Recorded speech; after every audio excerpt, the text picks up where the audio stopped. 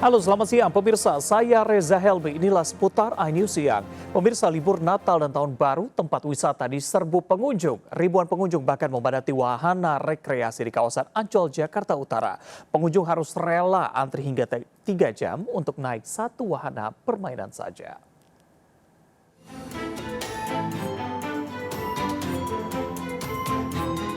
Inilah kondisi kepadatan ribuan wisatawan di wahana rekreasi Dufan di kawasan Ancol yang viral di media sosial. Para wisatawan rela antri berjam-jam untuk bisa memasuki wahana permainan. Bahkan pada salah satu wahana permainan, wisatawan rela antri lebih dari 3 jam. Meski hujan, para wisatawan antusias memadati kawasan Dufan. Kondisi ini diprediksi masih akan terjadi di masa Natal dan Tahun Baru, termasuk liburan sekolah saat ini. Kepadatan wisatawan juga terjadi di wahana permainan air yang sempat viral diduga terjadi di kawasan Palayangan, Pangalengan, Jawa Barat. Para wisatawan yang menikmati arum jeram harus bertumpuk saat melintasi arus sungai. Sementara itu dari pantauan di ruas tol Pejagan belum terjadi kemacetan yang signifikan. Terpantau kendaraan pribadi dan bus pariwisata berangkat ke sejumlah kota untuk memanfaatkan libur Natal dan Tahun Baru. Di pintu keluar tol Pejagan, Brebes, Jawa Tengah, kendaraan pribadi dan bus pariwisata menuju sejumlah kota di Jawa Tengah dan Yogyakarta. Antrian kendaraan mengular, sebagian menuju ke pusat kuliner dan objek wisata Guci di kaki Gunung Selamet. Puncak libur Natal diperkirakan akan terjadi hari ini. Hingga Rabu pagi, 64.000 kendaraan masuk Jawa Tengah melalui tol Pejagan. Arus balik libur Natal dan Tahun Baru diperkirakan akan terjadi pekan depan 2 Januari.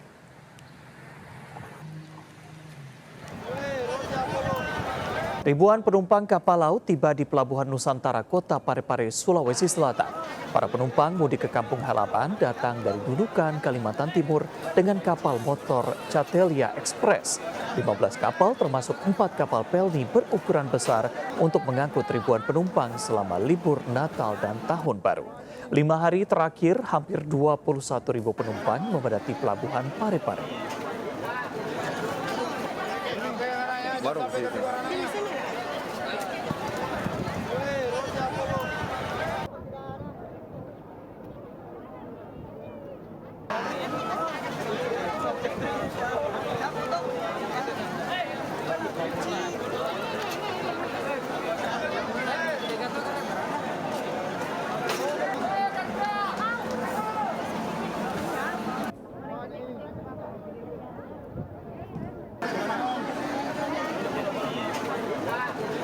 Pemirsa, bagi Anda yang hari ini akan berencana untuk berlibur ke Puncak Bogor, Jawa Barat, harus siap-siap menghadapi kemacetan. Sejak pagi tadi ada belasan ribu kendaraan yang memadati jalur Puncak Bogor. Polisi bahkan memberlakukan sistem satu arah menuju Puncak. Sudah ada rekan Henry Aprila di Simpang Gadok Puncak dan Muhammad Zulhilmi di Cikampek, Jawa Barat. Kita ke Henry terlebih dahulu. Henry, silahkan dengan laporan Anda.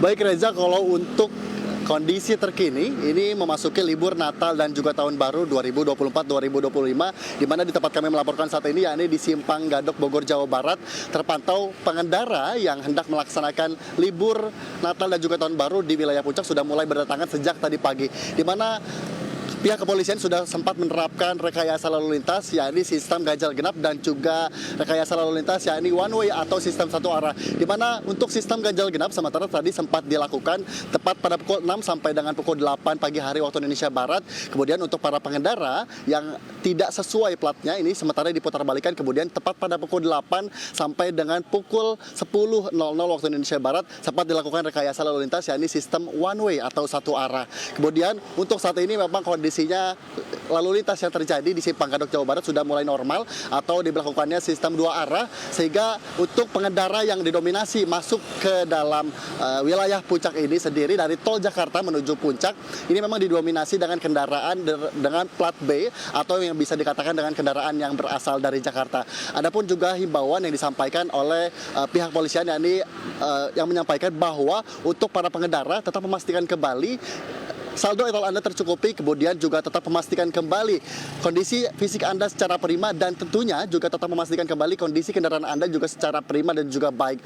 Adapun juga titik-titik lokasi pos pengamanan yang disediakan oleh pihak kepolisian untuk para pengendara nantinya jika ada kendala. Ini satu di antaranya seperti halnya di Simpang Gadok, kemudian juga di Megamendung, Cisarua, dan juga Masjid Atta Awun. Tentunya untuk hal ini menjadi satu himbauan untuk para pengendara tetap berhati-hati dalam berkendara di periode Natal dan juga Tahun Baru.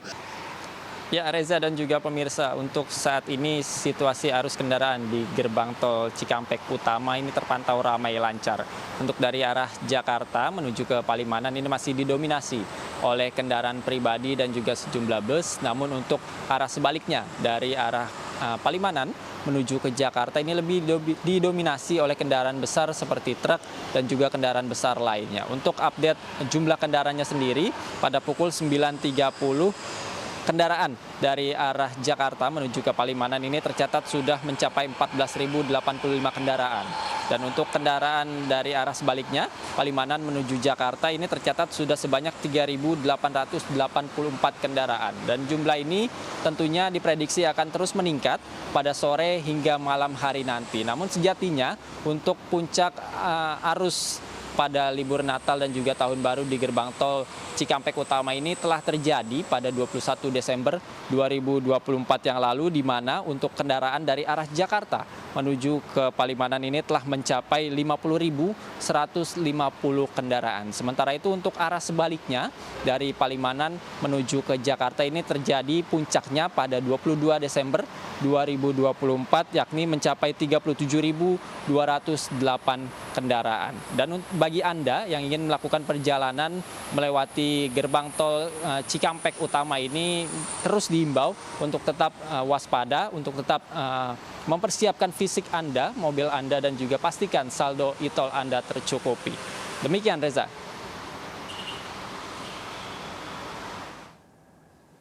Baik, terima kasih rekan-rekan, selamat kembali bertugas. Pemirsa, di liburan Natal dan Tahun Baru, waspada peredaran uang palsu. Di wilayah Sulawesi, banyak warga yang mendapat uang palsu mulai dari ATM, pelayanan resmi transfer uang, dan aktivitas berdagang. Maraknya peredaran uang palsu ini diduga terkait dengan ratusan triliun uang palsu produksi kampus UIN Alauddin Makassar. Asli dan mana yang tidak? Yang palsu. Astaga, yang ada betul nih uang palsu di Palopo yang beredar. Seorang mama di Palopo, Sulawesi Selatan ini terkejut saat mendapati uang palsu dari dana arisan yang diambilnya lewat jasa pengambilan transaksi uang. Uang palsu yang didapatnya ternyata mudah terkelupas di bagian ujung. Sementara di Bau-Bau, seorang warga mendapati kembalian uang palsu usai berbelanja di minimarket. Bahkan seorang juru parkir di Pasar Wameo juga mendapati uang palsu pecahan 100.000 dari seorang wanita. Terkelupas lagi. Terkelupas lagi. Apakah ini palsu? Di sosial media juga beredar video warga di wilayah Makassar mendapati uang palsu di ATM. Ada juga pemilik konter handphone di Toraja yang mendapat uang palsu. Maraknya peredaran uang palsu ini diduga terkait dengan triliunan uang palsu yang diproduksi di kampus UIN Alauddin Makassar. Warga diminta untuk waspada.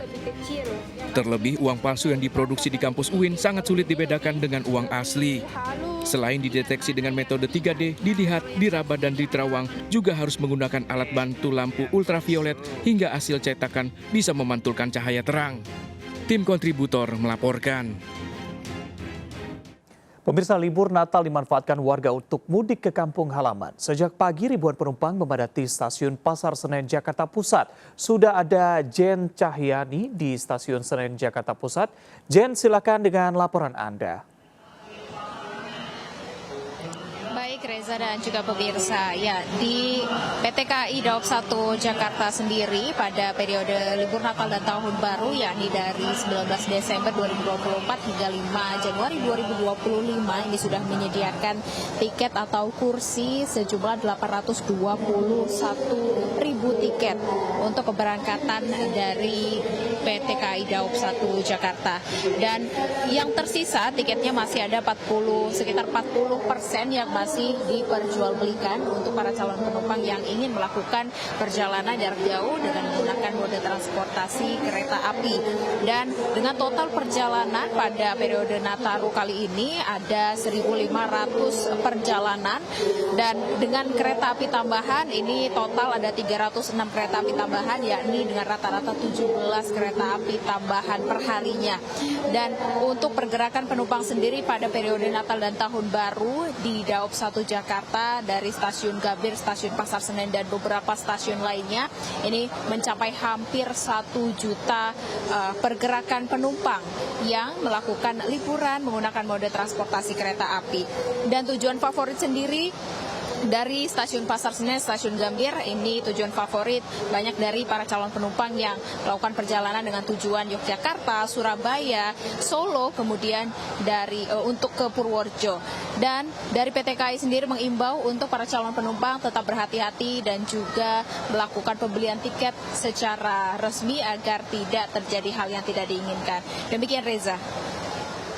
Baik, terima kasih Jen Cahyani melaporkan langsung dari Stasiun Pasar Senen, Jakarta Pusat. Selamat kembali bertugas. Pemirsa, prediksi BMKG hingga akhir tahun waspadai cuaca ekstrim dan banjir di sejumlah daerah. Di Jawa Timur, sejumlah kota dan kabupaten terendam banjir. Banjir merendam permukiman dan sempat membuat akses jalan terputus dan sejumlah kendaraan mogok. Air bah berwarna pekat membawa material lumpur dan kayu menerjang Sungai Kendit, Situbondo, Jawa Timur. Sungai pun meluap akibat banjir bandang merendam 86 rumah warga yang berada di bantaran sungai hingga akses jalan ikut terendam 1 meter.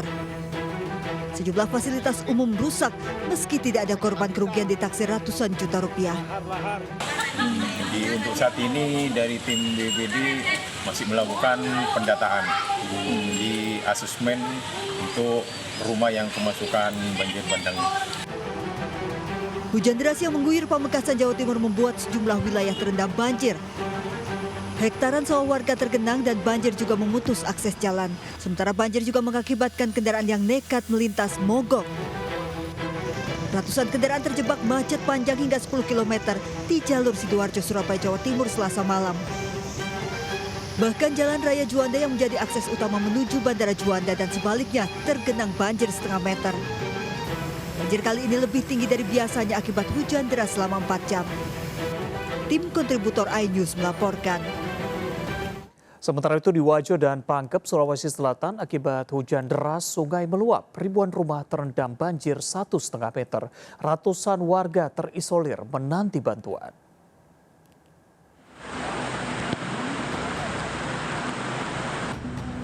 Banjir di Wajo, Sulawesi Selatan meluas merendam ribuan rumah warga di 4 kecamatan. Banjir makin parah akibat cuaca ekstrim. 3 hari terakhir diperparah banjir kiriman dari hulu sungai membuat sungai Walenai meluap. Banjir terparah di Kecamatan Sabang Paru merusak jembatan dan rumah warga. Kondisi banjir yang makin parah menyulitkan warga untuk beraktivitas termasuk tidak adanya akses air bersih dan bantuan. Kering, dari kering. Iya. 1 meter lebih. Dua kecamatan di Pangkep, Sulawesi Selatan terendam banjir mengakibatkan ratusan jiwa terisolir selama 4 hari. Ketinggian banjir lebih dari 1,5 meter memaksa warga bertahan. Petugas gabungan pun menggunakan perahu karet untuk mendistribusikan bantuan. Warga berharap pemerintah segera memberikan solusi untuk mengatasi banjir. Dari Sulawesi Selatan, tim kontributor iNews melaporkan. Pemudik libur Natal dan Tahun Baru sempat terjebak kemacetan saat melintasi jalur Pantura Demak. Macet panjang didominasi kendaraan luar kota melambat saat melintasi genangan banjir. Pemudik mengaku tidak mengetahui banjir rob yang menggenangi jalur Pantura Demak karena tidak ada informasi sejak keluar tol. Untuk mengurai macet, petugas disiagakan di lokasi. Pemudik diimbau untuk memantau informasi dari BMKG untuk mengetahui informasi terkini terkait cuaca dan banjir.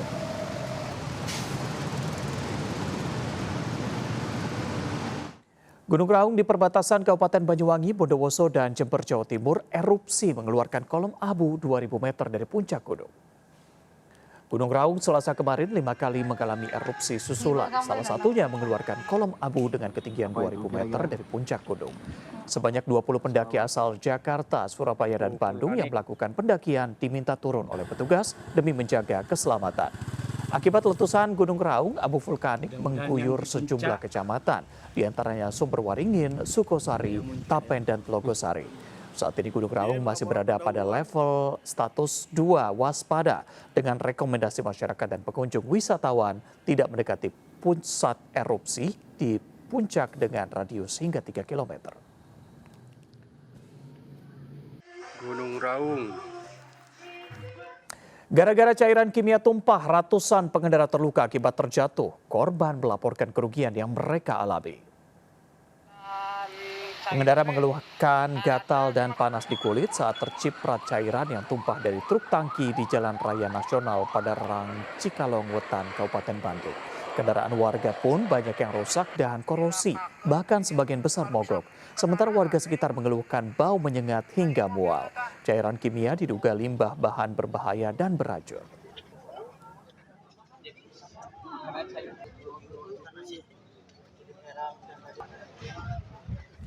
Berikutnya pemirsa, apa jadinya jika seekor babi hutan masuk ke permukiman dan mengamuk di rumah warga? Warga pun melapor ke polisi dan petugas damkar untuk mengevakuasi babi.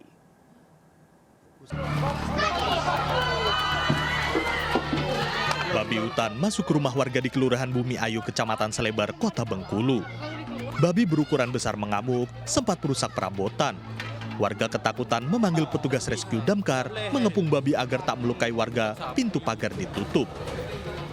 Babi hutan dapat ditangkap setelah petugas menggunakan jerat tali. Babi datang dari semak belukar di balik perumahan warga. Pria bermasker masuk ke kandang kambing milik warga di Kampung Jarak Kosta, Desa Karangmukti, Kabupaten Bekasi. Pelaku pura-pura memberi makan dan mengelus kambing agar tak memberontak. Hitungan menit, 2 ekor kambing berhasil dibawa kabur. Pencurian hewan ternak kambing dan bebek terjadi belasan kali diduga dilakukan orang yang sama. Dalam setahun, korban kehilangan 8 ekor kambing dan 17 ekor bebek mengalami kerugian puluhan juta rupiah. Tim kontributor iNews melaporkan. Lagi-lagi judi online berujung petaka. Gara-gara tidak dikasih uang untuk judi online, seorang suami tega menganiaya istrinya. Sementara itu di Padang Pariaman, Sumatera Barat, seorang ayah aniaya anak tiri gara-gara judi online.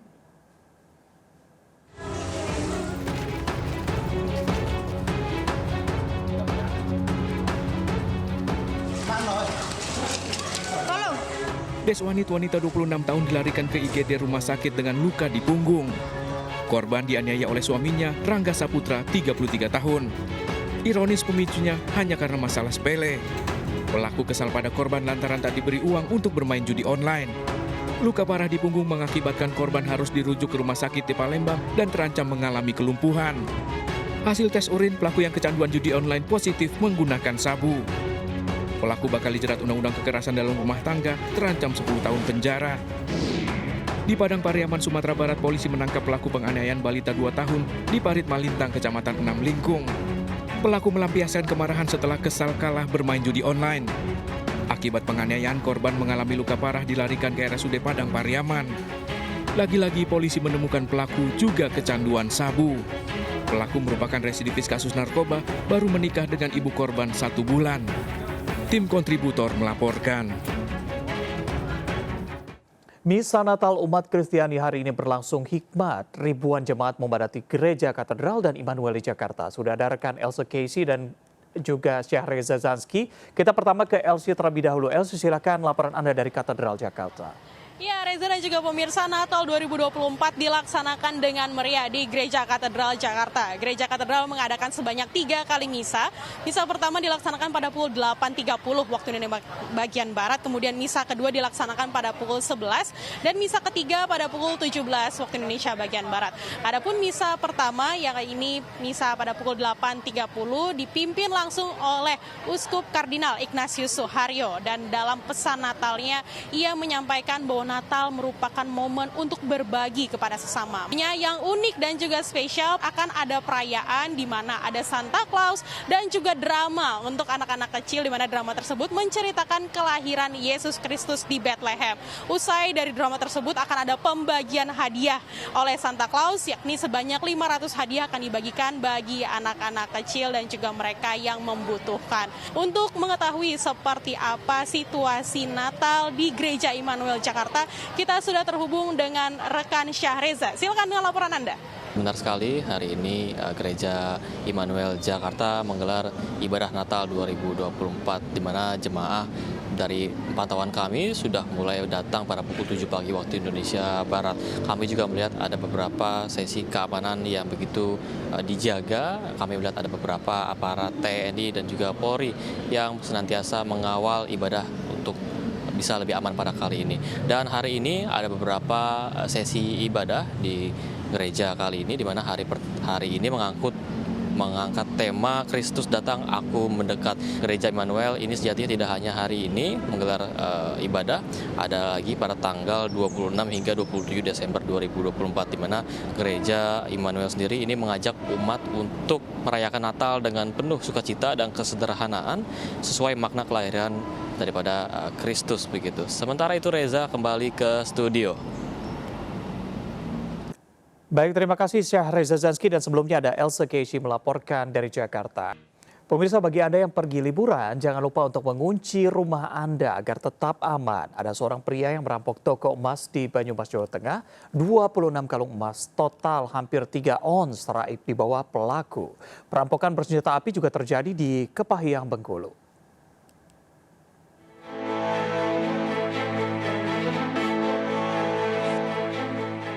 Membawa senjata api mainan, seorang pria memakai jaket ojek online mengancam karyawan toko emas Rezeki di Desa Ciberem, Sumbang, Banyumas, Jawa Tengah. Ia juga sempat menembakkan senjata namun meleset.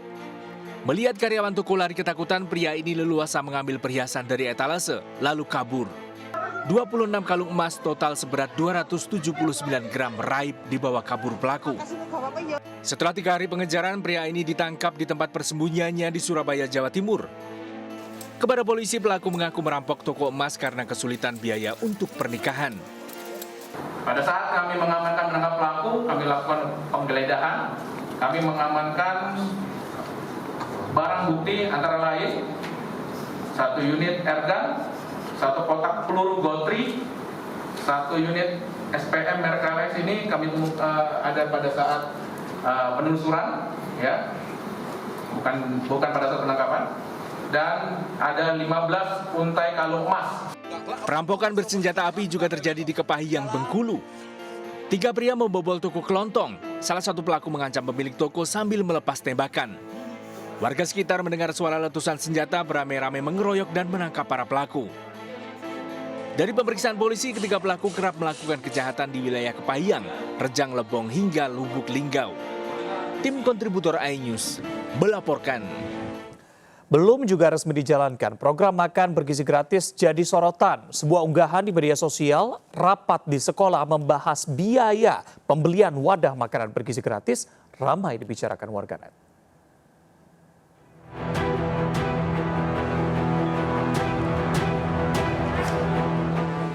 Rekaman video membahas program makan bergizi gratis di sebuah sekolah ini viral. Pasalnya, menurut pengunggah video, kepala sekolah menginstruksikan setiap murid harus memiliki wadah untuk makan bergizi gratis yang bisa dibeli dari pihak sekolah. Harganya Rp30.000. Tiap murid harus membeli 2, jadi total yang harus dikeluarkan oleh setiap murid sebesar Rp60.000. Video yang diunggah ke akun TikTok @ahmadlehan6 ini pun menuai beragam komentar. Lalu apa tanggapan orang tua murid jika harus membeli wadah tempat makan bergizi gratis? Waktu itu kan janji-janjinya gratis semuanya, ya kan, tapi kok sekarang bayar, itu kan menyusahkan orang tua murid maksudnya. Sekarang kan belanjaan apa-apa semua naik kan. Ya menurut kami sih kalau memang gratis, ya semua gratis ya.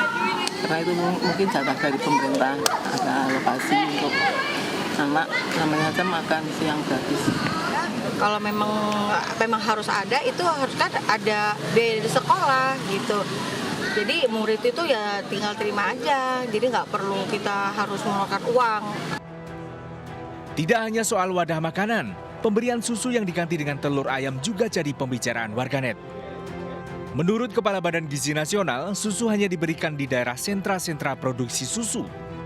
Sementara di luar sentra produksi susu, pemberian susu akan diganti dengan telur ayam. Dari Jakarta, Tim Liputan iNews melaporkan. Libur Nataru, ribuan pengunjung berjubel di kolam renang Permandian. Jangan kemana-mana, tetap bersama kami di seputar iNews Siang.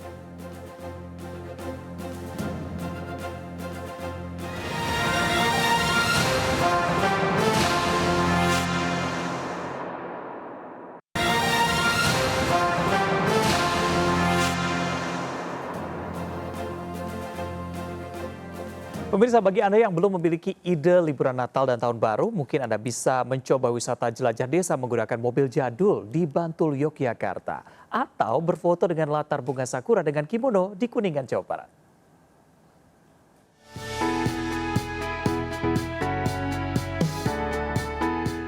Berkeliling desa dengan mobil jadul mungkin bisa menjadi salah satu pilihan liburan akhir tahun.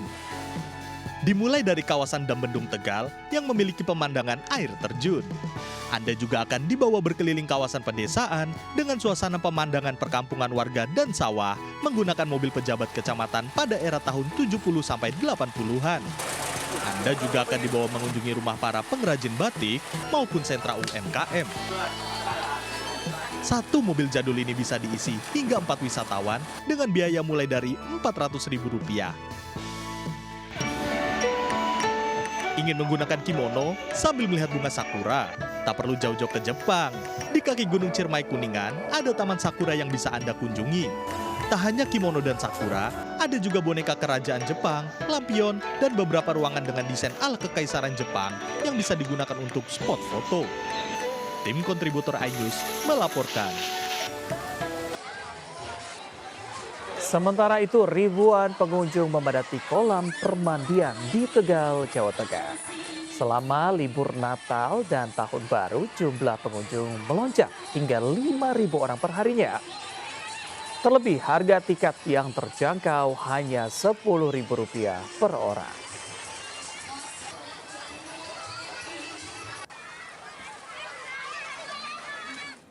Pemirsa, WNA mengaku memiliki tanah 1 hektar di Badung, Bali. Viral, tidak hanya mengaku punya tanah luas, WNA tersebut juga mengaku sering mendapat pengawalan polisi saat bepergian. Julian Petrolas, WNA asal Australia, mengunggah video di akun YouTube-nya berjudul How I Make Millions of Dollars in Bali. Pengakuannya memiliki tanah seluas 1,1 hektar di Canggu, Badung, Bali, viral. Julian juga mengaku memiliki berbagai usaha di Bali, mulai dari klub malam hingga hotel. Per 21 November lalu, pihak imigrasi telah mencekal Julian Petrolas masuk ke Indonesia karena pengakuannya dinilai merusak citra pariwisata Bali. Julian diketahui pernah ke Indonesia pada 17 Juni hingga 7 Juli 2024. Ia kembali bertandang ke Indonesia menggunakan visa on arrival 20 Juli hingga 8 Agustus 2024. Dengan visa tersebut, seorang WNA tidak bisa memiliki lahan properti di Indonesia. Baca juga, kita kan sudah ada sudah dibentuk oleh Pak Gubernur Satgas untuk pengendalian pembangunan ya, yang pimpin langsung juga tentu ini lagi dicermati kaji, karena pasti udah turun, timnya udah turun di sebagian. Terkait dengan kepemilikan tanah dan usaha yang diklaim oleh Julian, Pemprov Bali tengah melakukan penyelidikan. Dari Denpasar, Bali, Indira Ari, iNews melaporkan. Pemirsa, berita yang kami sampaikan di program seputar iNews siang hari ini juga dapat Anda lihat di okezone.com. Silakan men-scan barcode yang tertera. Kami akhiri jumpa kita siang ini. Selamat berlibur. Saya Reza Helmi bersama tim yang bertugas. Tetap semangat dan sampai jumpa.